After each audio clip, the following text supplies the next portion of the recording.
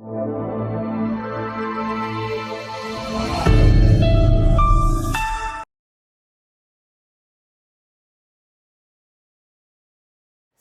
है मेरे प्यारे बच्चों आपकी अपनी कक्षा में। आज हम वाणी श्रृंखला द्वारा प्रकाशित पुस्तक विज्ञान की दुनिया कक्षा 6 का अध्ययन करेंगे। आज हम करेंगे अध्याय 7 विद्युत धारा इलेक्ट्रिक करंट। विद्युत का उपयोग हम अपने बहुत से कार्यों को आसान बनाने के लिए करते हैं। सूरज छिपने के बाद भी विद्युत हमारे घरों, सड़कों, दफ्तरों तथा फैक्ट्रियों को प्रकाशित करती है।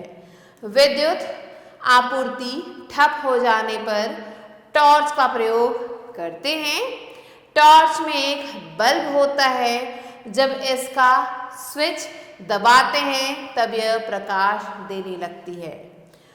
विद्युत ऊर्जा की विभिन्न अवस्थाओं में से सबसे महत्वपूर्ण अवस्था है तथा इसे ऊष्मा, ध्वनि व प्रकार में आसानी से बदला जा सकता है। हम अपने दैनिक जीवन में विद्युत से चलने वाली विभिन्न प्रकार की वस्तुओं का उपयोग करते हैं, जैसे पंखा, टेलीविज़न, रेफ्रिजरेटर, कंप्यूटर, कपड़े धोने की machine, bulb, tubelight, microwave, oven आदि। अगला शीर्षक है विद्युत सेल, इलेक्ट्रिक सेल। सेल का आविष्कार लेक लांसे ने सन 1866 में किया था। विद्युत सेल जो साधारणतः टॉर्च, घड़ी तथा दूसरे विद्युत उपकरणों में प्रयोग होता है, शुष्क सेल, ड्राई सेल कहलाता है। अगला शीर्षक है सेल की संरचना, स्ट्रक्चर ऑफ अ सेल। इस सेल में जिंक का एक बेलनाकार पात्र होता है जो ऋण इलेक्ट्रोड का कार्य करता है। इसमें अमोनियम क्लोराइड NH4Cl विद्युत अपघटक के रूप में होता है। इसमें कार्बन की छड़ धन इलेक्ट्रोड के रूप में होती है जो मैग्नीज डाइऑक्साइड और कार्बन के पेस्ट या चूर्ण द्वारा रोधी होती है। जिंक को एक गत्ते द्वारा बाहर से रोधी बना दिया जाता है। कार्बन की छड़ पर एक पीतल की टोपी होती है। सीलिंग वैक्स की एक परत इसे शीश से शुद्ध कर देती है तथा सेल अवयवों के रिसाव को भी रोकती है। जब धन तथा ऋण इलेक्ट्रोडों को एक तार द्वारा जोड़ा जाता है, विद्युत धारा प्रवाहित होनी शुरू हो जाती है। यह 1.5 वोल्ट की विद्युत धारा को उत्पन्न करता है। अगला शीर्षक है शुष्क सेल के लाभ, एडवांटेजेस ऑफ ड्राई सेल। पहला, शुष्क सेलों को बिना किसी नुकसान के एक स्थान से दूसरे स्थान तक सरलता से ले जाया जा सकता। दूसरा, शुष्क सेलों में द्रवित विद्युत अपघटक का प्रयोग नहीं किया जाता है। तीसरा, इनको विभिन्न उपकरणों में उपयोग करना सुविधाजनक है, जैसे रेडियो, टेप रिकॉर्डर, टॉर्च, खिलौने, कैमरा आदि। जो बैटरी सेल आज हम प्रयोग करते हैं, शुष्क सेलों का सुधरा हुआ रूप है। इनको प्राथमिक सेल भी कहते हैं। अगला शीर्षक है शुष्क सेल की हानियां, डिसएडवांटेजेस ऑफ ड्राई सेल। पहला, इनको एक बार समाप्त होने पर दोबारा उपयोग नहीं किया जा सकता है। दूसरा, शुष्क सेल थोड़े समय के लिए विद्युत धारा उत्पन्न करते हैं। अगला शीर्षक है तार, वायर। विद्युत धारा को प्रवाहित होने के लिए एक पथ की आवश्यकता होती है। एक उपर्युक्त विद्युत चालक पदार्थ से बना तार इस पथ का निर्माण करता है। एल्युमिनियम, कॉपर तथा सिल्वर तार बनाने के लिए उपयुक्त धातुएं हैं। विद्युत परिपथ इलेक्ट्रिक सर्किट है हमारा अगला शीर्षक। विद्युत धारा के पथ को विद्युत परिपथ कहते हैं। जब हम किसी सेल के दोनों ध्रुवों को एक तार द्वारा बल्ब से जोड़ते हैं तो विद्युत धारा बहना शुरू कर देती है। इसमें इलेक्ट्रॉन ऋण ध्रुव से शुरू होकर बल्ब से होते हुए धन ध्रुव तक पहुंचते हैं तथा दोबारा सेल में प्रवेश कर जाते हैं। जिस विद्युतीय सेल के एक ध्रुव से दूसरे ध्रुव तक परिपथ पूरा होता है उस परिपथ को बंद यानी कि क्लोज कहा जाता है। इस परिपथ में धारा प्रवाहित होती है और बल्ब जलने लगता है। परंतु यदि कोई भी ध्रुव बल्ब से टूट जाता है तो परिपथ को खुला अथवा टूटा हुआ ओपन कहा जाता है। इस परिपथ में धारा प्रवाहित नहीं होती है तथा बल्ब नहीं जलता।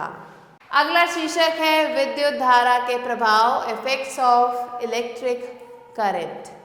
जब विद्युत धारा एक चालक से प्रवाहित होती है तो यह निम्नलिखित प्रभाव उत्पन्न करती है। पहला है रासायनिक प्रभाव, दूसरा है ऊष्मीय प्रभाव तथा तीसरा है चुंबकीय प्रभाव।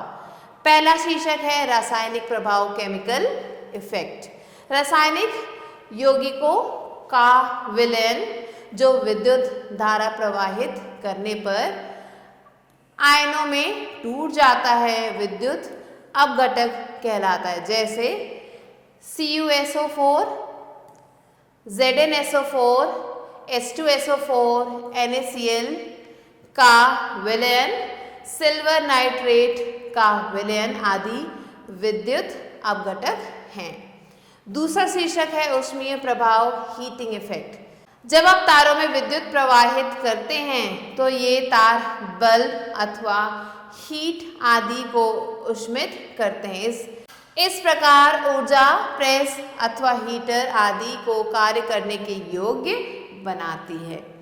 Heating iron, solder iron, toaster तथा वेल्डिंग रॉड कार्यशील होने के लिए विद्युत धारा के प्रवाहित होने पर ऊर्जा प्राप्त करते हैं। विद्युत बल्ब फिलामेंट के द्वारा विद्युत प्रवाहित होने पर दीप्त होता है। इन वस्तुओं का जो भाग गर्म होता है उसे हीटिंग एलिमेंट कहते हैं। आप जानते हैं कि यदि वायरिंग में कोई कमी हो तो करंट फैलने या फ्यूज उड़ने का भय रहता है। तार नंगा होने पर यदि छू लें तो बहुत तेज झटका लगता है। अतः हमें बिजली के नंगे तारों को नहीं छूना चाहिए। अगला शीर्षक है ऊष्मीय अवयव। इन सब प्रयुक्तियों में एक गर्म होने वाला अवयव होता है जो विद्युत धारा प्रवाहित करने में गर्म हो जाता है। इन अवयवों का गलनांक उच्च होता है। ज़्यादातर प्रयुक्तियों में गर्म होने वाला अवयव नाइक्रोम होता है। अगला शीर्षक है टंगस्टन का तुंत। विद्युत बल्बों में प्रयोग होने वाला तुंत टंगस्टन का बना होता है। जब विद्युत धारा इसमें से गुजरती है तुरंत गर्म हो जाता है और चमकने लगता है। चमकता हुआ तुंत प्रकाश उत्पन्न करता है। अगला शीर्षक है विद्युत फ्यूज। सभी विद्युत परिपथों में एक सुरक्षा फ्यूज तार को लगाया जाता है। इसका गलनांक बहुत कम होता है। विद्युत परिपथ का सबसे कमजोर भाग होता है। यह गल पिघल जाता है व विद्युत परिपथ को तोड़ भंग कर देता है परिपथ में। पहला है धारा प्रवाह के घटने बढ़ने के समय, दूसरा अत्यधिक विद्युत धारा के प्रवाह में अधिभरित हो जाते समय, तीसरा लघु परिपथ के समय। फ्यूज तार परिपथ में श्रेणी क्रम में रखा जाने वाला कम लंबाई का तार होता है। फ्यूज तार 50% सीसा तथा 50% टिन की मिश्र धातु का बना होता है। इसका गलनांक बहुत कम 20 डिग्री होता है। इसका प्रतिरोध अधिक होता है। तांबे के तार की तुलना में परिपथ में इसका ताप तेजी से बढ़ता है। जब दरा अधिक मात्रा में बहती है यह पिघल जाता है। अगला शीर्षक है फ्यूज के उपयोग, यूजेस ऑफ द फ्यूज। पहला, फ्यूज का उपयोग लघु परिपथ के कारण आग से बचने के लिए किया जाता है। दूसरा, फ्यूज अत्यधिक धारा के प्रवाह से होने वाली दुर्घटना से बचाता है। तीसरा, फ्यूज का उपयोग विद्युतीय इलेक्ट्रॉनिक प्रयुक्तियों को बचाने में किया जाता है। ये है विद्युत बल्ब। अगला शीर्षक है इलेक्ट्रोड। ये धातु की दो पत्तियां होती हैं जिनमें से विद्युत धारा विलयन में प्रवाहित होती हैं। इलेक्ट्रोड दो प्रकार के होते हैं, धनात्मक इलेक्ट्रोड और ऋणात्मक इलेक्ट्रोड। धातु की पत्ती जिससे सेल अथवा बैटरी के धन ध्रुव को जोड़ा जाता है उसे धनात्मक इलेक्ट्रोड कहते हैं। जब विलयन विद्युत अपघटक में से विद्युत धारा प्रवाहित की जाती है तो ऋण ध्रुव जोड़ा जाता है, इसे ऋणात्मक इलेक्ट्रोड कहते हैं। जब विलयन विद्युत अपघटक में से विद्युत धारा प्रवाहित की जाती है तो आयन इस ओर आकर्षित होते हैं। जब विद्युत अपघटक में से विद्युत धारा प्रवाहित की जाती है तो आयन अलग अलग हो जाते हैं और विपरीत इलेक्ट्रोड की ओर गति करते हैं। विद्युत धारा के इस रासायनिक प्रभाव का उपयोग किसी पदार्थ पर अन्य धातु की परत चढ़ाने में किया जाता है। इसे विद्युत लेपन इलेक्ट्रोप्लेटिंग कहते हैं। विद्युत अपघटन का उपयोग एल्युमिनियम और सोडियम जैसी धातुओं के निष्कर्षण में भी किया जाता है। इसका उपयोग धातुओं के शोधन में भी किया जाता है जैसे सोना, चांदी आदि। अगला शीर्षक है विद्युत घंटी, इलेक्ट्रिक बेल। विद्युत घंटी में एक लोहे का हथौड़ा होता है। इसके चारों ओर तार लिपटा है। जब विद्युत घंटी की कुंजी स्विच को दबाया जाता है तार में से धारा प्रवाहित होना शुरू कर देती है। यह इसे एक अस्थायी चुंबक बना देती है जो लोहे के हथौड़े को अपनी ओर आकर्षित करता है। इस कारण लोहे का हथौड़ा धातु की कटोरी से टकराता है और ध्वनि उत्पन्न करता है। अगला शीर्षक है विद्युत धारा के प्रकार, टाइप्स ऑफ इलेक्ट्रिक करंट। प्रत्यावर्ती धारा, यह वह धारा है जो मुख्य तार में प्रवाहित होती है और अपनी दिशा को जल्दी ही बदल देती है। ध्रुव तेजी से धन से ऋण तथा ऋण से धन में बदलते रहते हैं। इस प्रकार की धारा को प्रत्यावर्ती धारा, ऑल्टरनेटिंग करंट कहते हैं। उदाहरण हमारे घरों में घरेलू प्रयुक्तियों में बहने वाली धारा जो 1 सेकंड में 50 चक्रों को पूरा करती है, प्रत्यावर्ती AC धारा है। अगला है दिष्ट धारा। जो धारा नियमित होती है तथा एक ही दिशा में बहती है उसे दिष्ट धारा डायरेक्ट करंट या DC कहते हैं। यह धन ध्रुव से ऋण ध्रुव की ओर बहती है। उदाहरण, बैटरी से चलने वाले यंत्रों में बैटरी एक निश्चित प्रकार से लगाई जाती है ताकि विद्युत का प्रवाह सुचारू रूप से हो सके। अगला शीर्षक है विद्युत धारा के खतरे, हजार्ड्स ऑफ इलेक्ट्रिक करंट। एक शक्तिशाली धारा हमारे शरीर में प्रवाहित होने पर हमें विद्युत धक्का या विद्युत शॉक लगा सकती है। यह हमारी कायिक कोशिकाओं को नष्ट कर सकती है तथा घातक सिद्ध हो सकती है। इसके द्वारा नुकसान दुर्घटना धारा के परिणाम और शरीर में से प्रवाह के समय अंतराल पर निर्भर करता है। विद्युत धक्के शॉक के समय व्यक्ति अपनी मांसपेशियों पर नियंत्रण खो सकता है। तब नंगी तार को छोड़ना भी कठिन हो जाता है।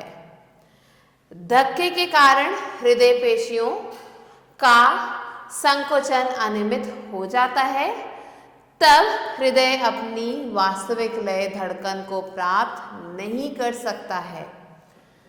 अतिभारण, खराब तार अथवा अपूर्ण भूसंपर्क के होने पर विद्युत धारा से आग भी लग सकती है। अगला शीर्षक है भूसंपर्क, अर्थिंग। विद्युत उपकरणों के सुरक्षित उपयोग के लिए उसके धात्विक ढांचे को भूसंपर्कित कर दिया जाता है। भूसंपर्क का अर्थ विद्युत उपकरण के धात्विक ढांचे को पृथ्वी से जोड़ना होता है। पृथ्वी की ओर जाने वाला तार भूतार कहलाता है तथा उपकरण भूसंपर्कित कहलाता है। भूसंपर्क से यह सुनिश्चित हो जाता है कि दुर्घटनावश यदि उपकरण के धात्विक ढांचे से होकर धारा प्रवाहित हो जाएगी तो वह भूतार से होकर भूमि में चली जाएगी। अगला शीर्षक है बिजली का सुरक्षित तरीके से उपयोग, सेफली यूजेस ऑफ इलेक्ट्रिसिटी। अपनी उंगली कभी विद्युत सॉकेट में मत डालिए। टोस्टर के चालू होने पर उसमें कोई बर्तन कभी मत स्पर्श कराइए। कटे फटे तारों की सदैव मरम्मत कराइए। क्या आप इन चेतावनियों से परिचित हैं? यदि नहीं हैं तो आपको इन्हें सीख लेना चाहिए क्योंकि ये विद्युत का सुरक्षित उपयोग करने के लिए आवश्यक नियम हैं। यहाँ कुछ अन्य महत्वपूर्ण नियमों के बारे में भी बताया जा रहा है। पहला नियम है परिपथ से अनेक उपकरणों को जोड़कर उसे अति भारित ना करें। प्रत्येक विद्युत परिपथ एक निश्चित मात्रा में धारा को सुरक्षित ले जाने के लिए बना होता है। अतिरिक्त भार डालने से लघु पतन हो सकता है तथा आग लग सकती है। अगला नियम है कभी भी गीले हाथों से अथवा पानी में खड़े होकर विद्युत उपकरणों का उपयोग ना करें। जल विद्युत सुचालक होता है। यदि आप गीले हैं तो आप अनजाने में ही विद्युत धारा के प्रवाह के लिए प्रत्यावर्ती पथ बन सकते हैं। तीसरा है कालीन के नीचे से भी तारों को ना ले जाएं। तारों के टूटने अथवा कटे फटे होने को आसानी से नहीं देखा जा सकता है। ये कटे फटे तार लघु पतन कर सकते हैं। लघु पतन इलेक्ट्रॉनों के प्रवाह के लिए छोटे तथा आसान पथ को प्रदर्शित करता है।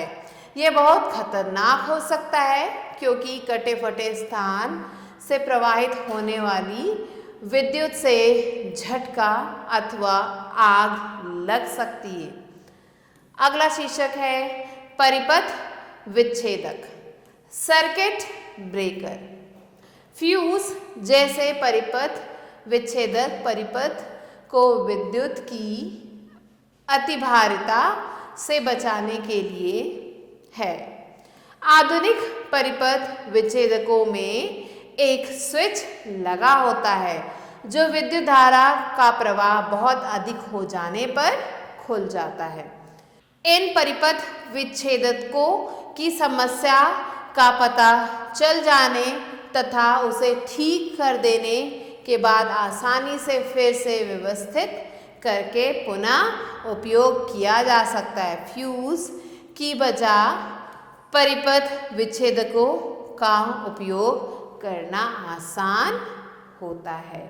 अब हम पढ़ेंगे याद रखने योग्य बातें। शुष्क सेल में एक धन तथा एक ऋण इलेक्ट्रोड होता है। शुष्क सेल थोड़े समय के लिए विद्युत धारा पैदा करते हैं। विद्युत धारा के प्रवाह का पथ परिपथ कहलाता है। विद्युत धारा के पथ को विद्युत परिपथ कहते हैं। फ्यूज जैसे परिपथ विच्छेद परिपथ को विद्युत की अतिभारिता से बचाने के लिए है। अब हम करेंगे अभ्यास। प्रश्न क निम्नलिखित में से सही विकल्प का चयन कीजिए। पहला है धन आवेशित वस्तु से ऋण आवेशित वस्तु की ओर धारा के प्रवाह को कहते हैं संवहन धारा, विद्युत धारा, इलेक्ट्रॉनिक धारा। इनमें से कोई नहीं। सही उत्तर है इनमें से कोई नहीं। दूसरा है बिजली बनती है डैनियल सेल से, वोल्टीय सेल से, सोलर सेल से, शुष्क सेल से। सही उत्तर है शुष्क सेल से। तीसरा निम्नलिखित में कौन विद्युत रोधी नहीं है? प्लास्टिक, एबोनाइट, कांच, चारकोल। सही उत्तर है प्लास्टिक। चौथा लेक्लांसे ने सन 1866 में आविष्कार किया था डैनियल सेल का, वोल्टीय सेल का, सोलर सेल का या शुष्क सेल का। सही उत्तर है शुष्क सेल का। अगला प्रश्न है प्रश्न ख रिक्त स्थानों की पूर्ति कीजिए। पहला प्रश्न है अवयवों का गलनांक उच्च होता है। दूसरा विद्युत धारा को प्रवाहित करने के लिए एक की विद्युत परिपथ आवश्यक होती है। तीसरा इलेक्ट्रोड दो प्रकार के होते हैं। चौथा तंतु गर्म हो जाता है और चमकने लगता है। पांचवा जब धारा अधिक मात्रा में बहती है फ्यूज तार पिघल जाता है। अगला प्रश्न है ग सही कथन पर सही का तथा गलत कथन पर गलत का चिन्ह लगाइए। पहला है शुष्क सेलों में द्रवित विद्युत अपघटक का प्रयोग किया जाता है। गलत। दूसरा हृदय विद्युत का प्रयोग करता है। गलत। तीसरा सेल में जिंक का एक बेलनाकार पात्र होता है। सही। चौथा विद्युत धारा से आग नहीं लग सकती है। गलत। तो ये थे आपके उत्तर। अब दिए गए प्रश्नों के उत्तर आप स्वयं लिखेंगे। फिर मिलते हैं नए पाठ के साथ। तब तक के लिए आभार।